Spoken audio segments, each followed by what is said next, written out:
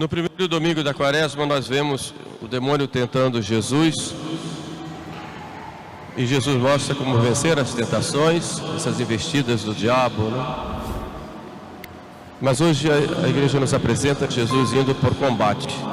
Ele próprio indo e expulsando o demônio de uma pessoa que era muda, e logo o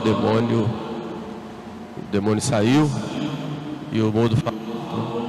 Todos ficavam admirados.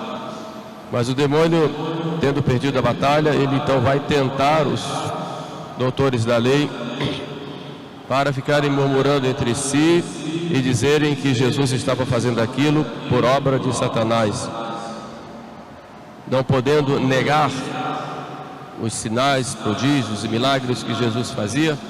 Eles então querem atribuir a Satanás e ainda dizem a Beelzebu, príncipe dos demônios. Beelzebu era conhecido como o demônio das moscas, que ficavam sobretudo sobre os excrementos. Foi uma maneira de rebaixar Jesus, colocar Jesus nesse nível, né? E Jesus então usa um argumento muito claro, né? Todo reino dividido contra si mesmo, ele se destrói. Por isso o demônio não pode expulsar o demônio, né? Jesus fez muitos milagres e eles queriam mais, então apresenta um sinal. E Jesus já tinha feito vários milagres e dado vários sinais. E por que Jesus fez isso? Na verdade, Jesus, ele quer manifestar através dos milagres já a presença do reino de Deus. Se eu expulso os demônios pelo poder de Deus, ou faço milagres pelo poder de Deus, é porque já chegou para vós o reino de Deus.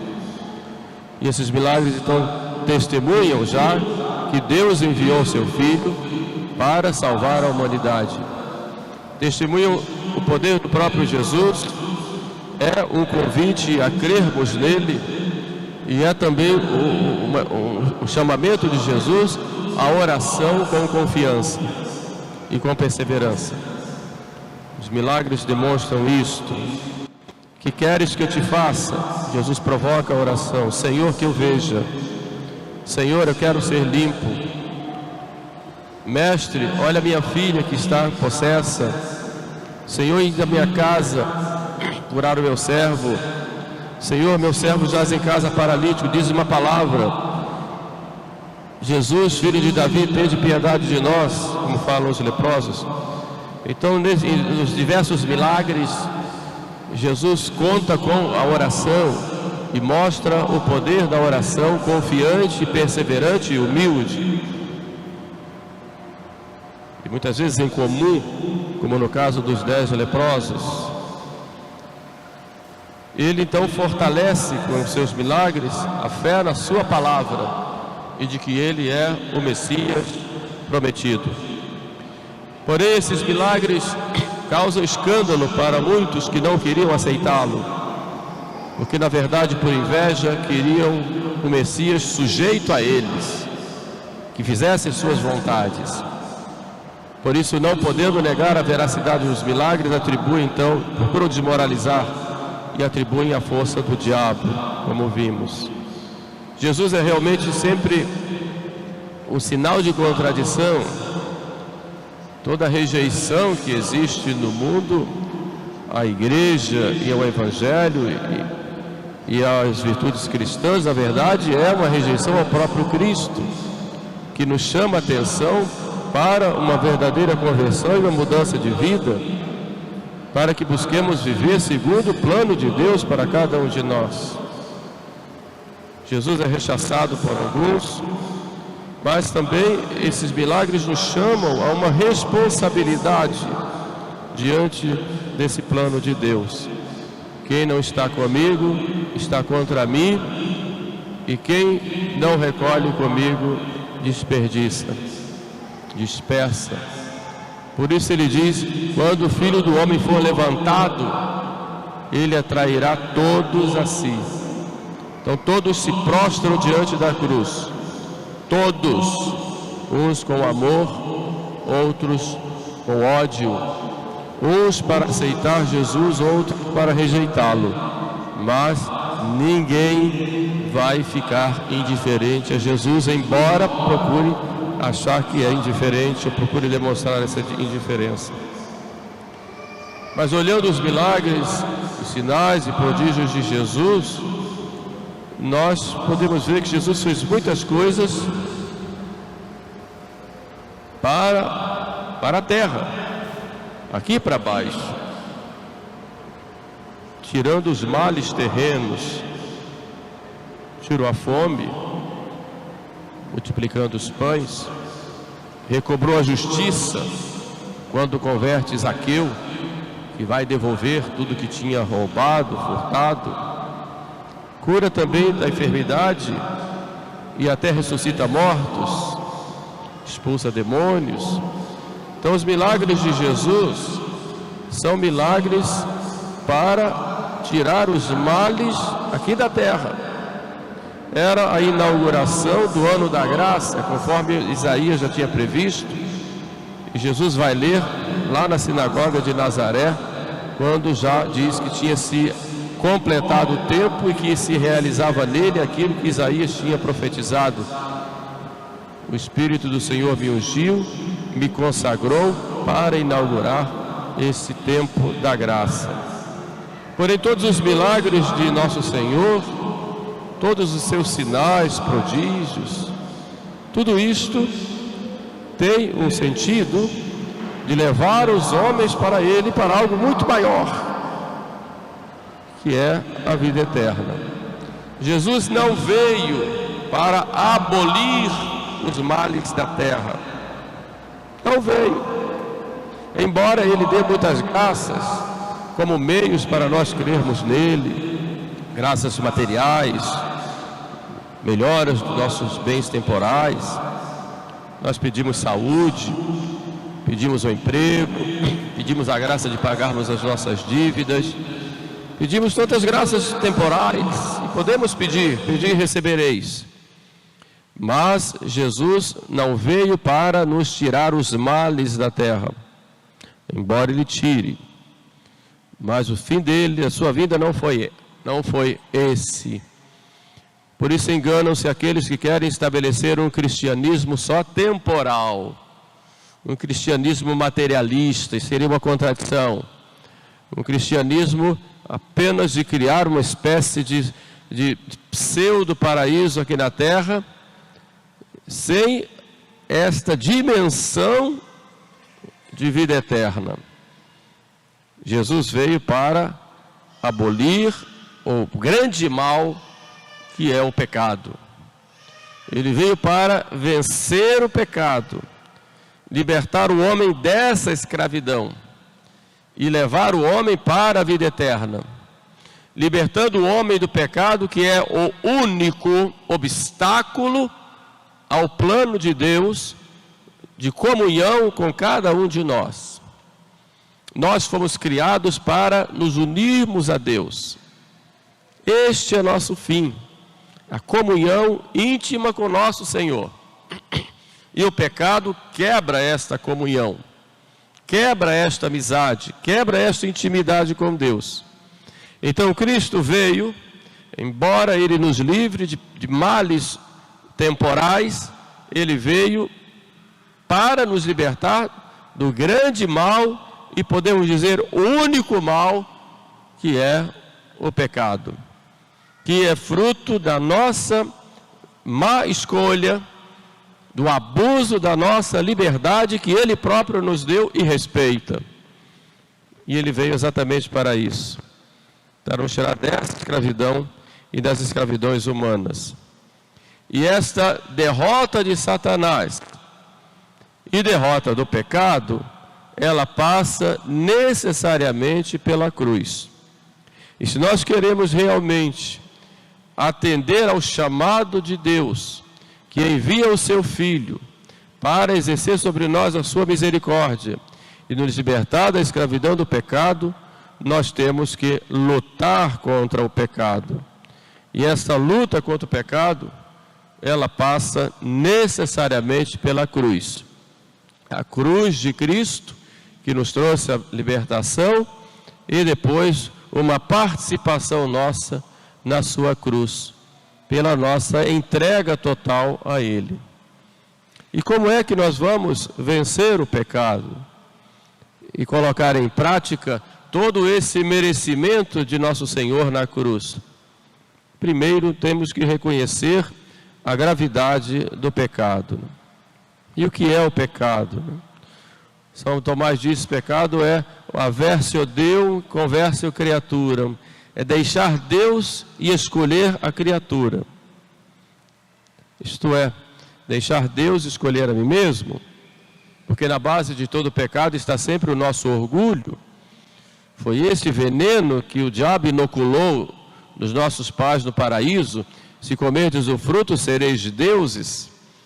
E nesse afã de cada um de nós querermos ser deuses, e a grande tentação do demônio foi exatamente de nos colocar a falsa ideia de que podemos governar-nos a nós mesmos, de que podemos fazer para nós as nossas próprias leis, de que podemos ser autossuficientes. Foi essa a grande tentação, para que nós rompêssemos com Deus. E o pecado é exatamente essa ruptura com Deus. É o repetir aquilo que o diabo disse antes de ser expulso do céu: não serviam, eu não servirei. Então nós, se queremos realmente participar desse plano de amor de Deus, desse plano de resgate nosso, nós temos que ter humildade de reconhecermos que somos pecadores. Deus tem um plano de amor para mim, me mostra esse plano através dos mandamentos, mostra esse plano nos resgatando pelo sangue de seu Filho. Fomos comprados por um alto preço, o preço do sangue de Jesus, e nós caímos, rompemos com Ele. Achamos que seremos felizes sem Ele. Queremos fazer tudo do nosso jeito. E esta ruptura com Deus, ela nos leva cada vez mais à escravidão. Quem comete o pecado se torna escravo do pecado. A verdadeira liberdade está na submissão e na entrega total à vontade de Deus. Fora disso, somos escravos. O mundo hoje está cheio de escravos, porque essa é a maior escravidão.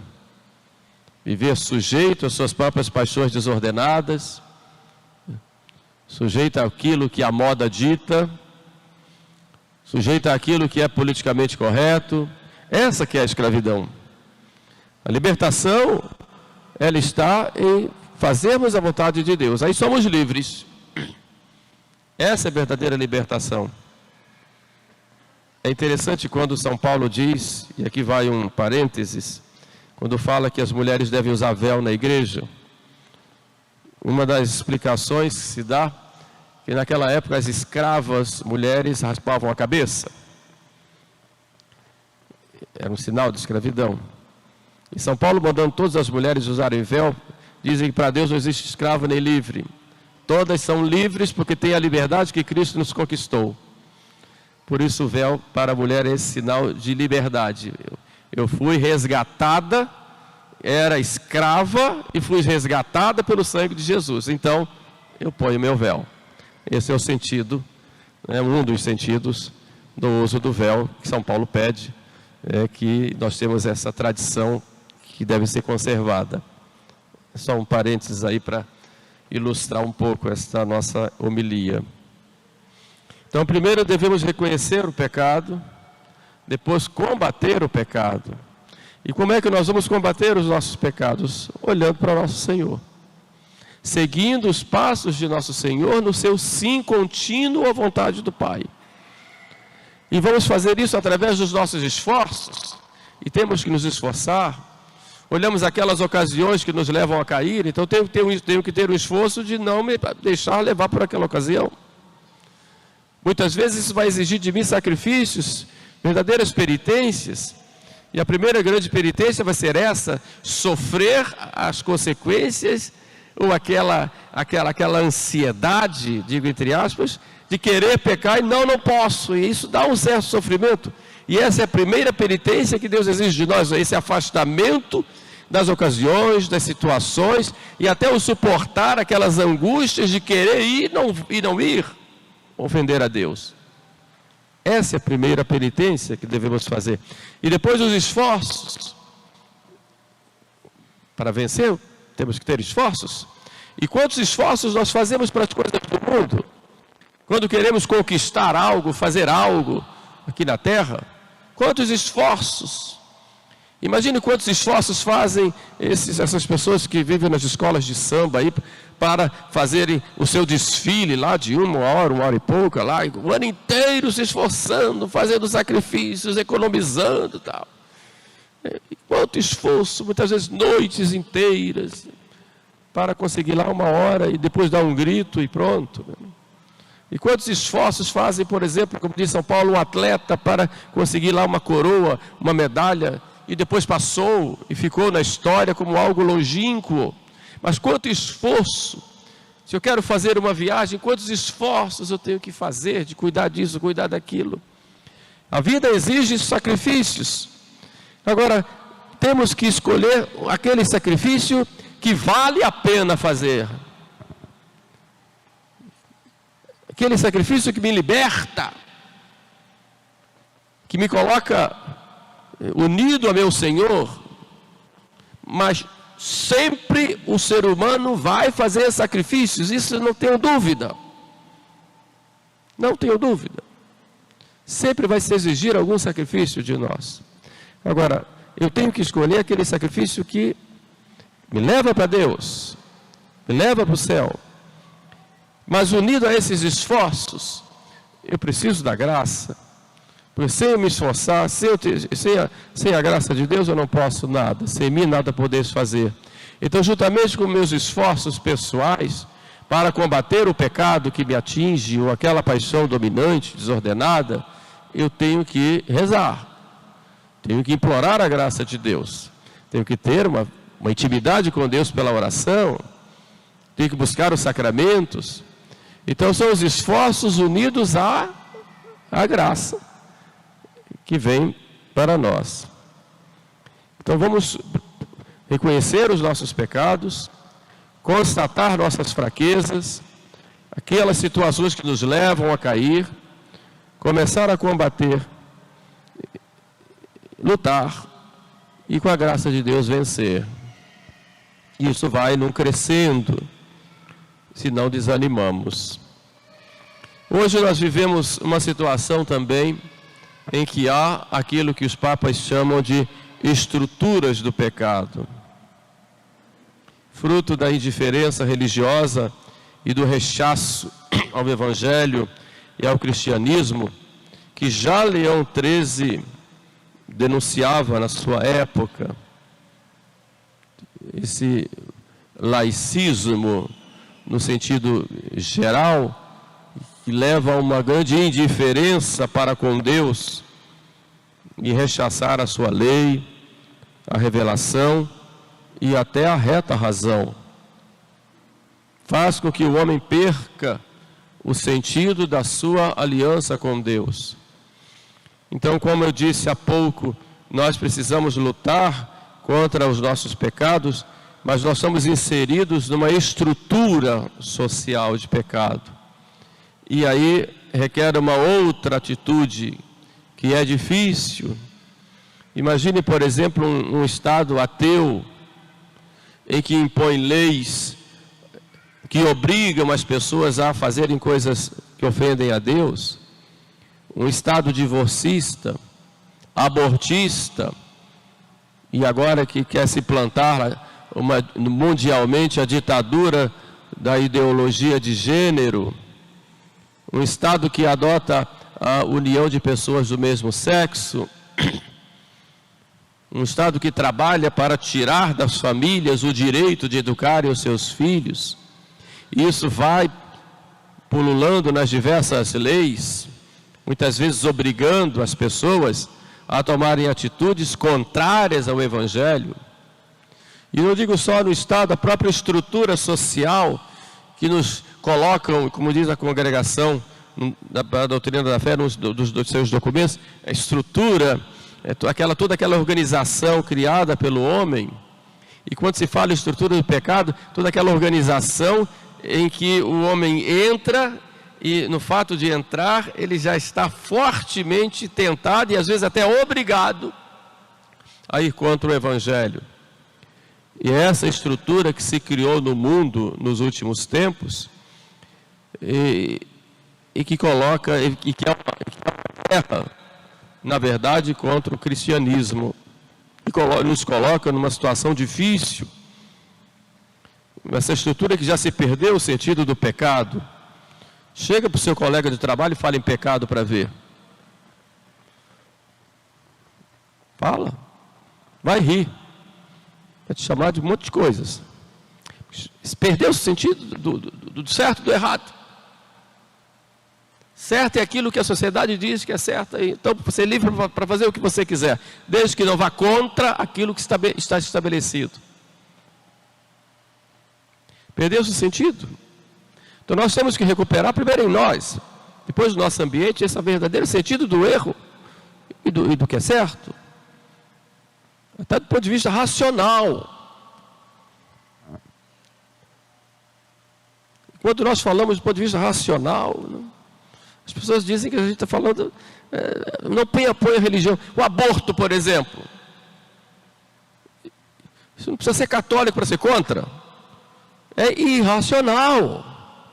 Matar um ser humano é irracional. A irracionalidade é tal, que defende-se os animais, as florestas, e que pode até ter sua defesa, o mico-leão dourado, mas se o mico-leão dourado se acabar, isso não altera em nada a nossa vida. Mas se eu matar uma criança, altera. A irracionalidade vai de tal ponto, e quando a gente fala contra o aborto, imaginem, não tratemos de religião. É irracional. Então o homem tem que voltar à própria razão, cair em si na própria razão.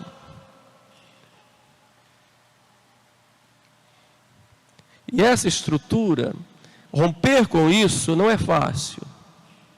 Não é fácil. Quebrar esses paradigmas que a sociedade nos impõe não é fácil.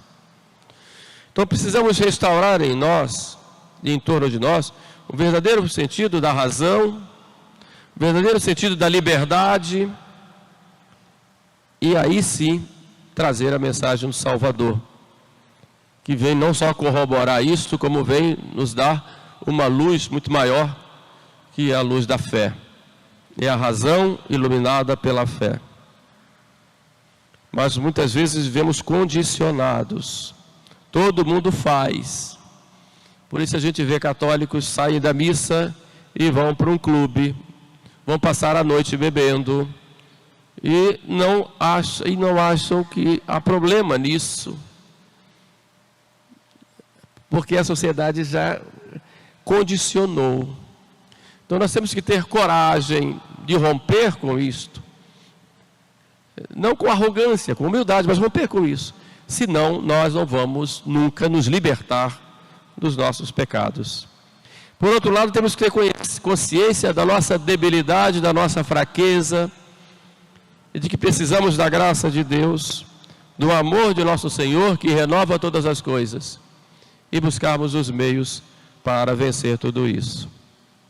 É um desafio grande que nós vivemos nesse século 21. Desafio grande, porque nós lutamos, como dizia São Paulo, não contra a carne, mas contra os espíritos malignos espalhados pelos ares. E é com o poder da oração que nós vamos vencer. Vamos ficar do lado de quem venceu, porque Cristo já venceu tudo isso. Então, nessa quaresma que estamos adentrando, nesse nosso tempo de deserto, vamos procurar olhar dentro de nós mesmos O que é que nós estamos fazendo para vencer o pecado em nós? Como é que estamos podendo ajudar os outros também, pelo menos conscientizá-los de toda essa maldade que existe no entorno, para que assim nós possamos, com a graça de Deus, ter a vitória final. Amém.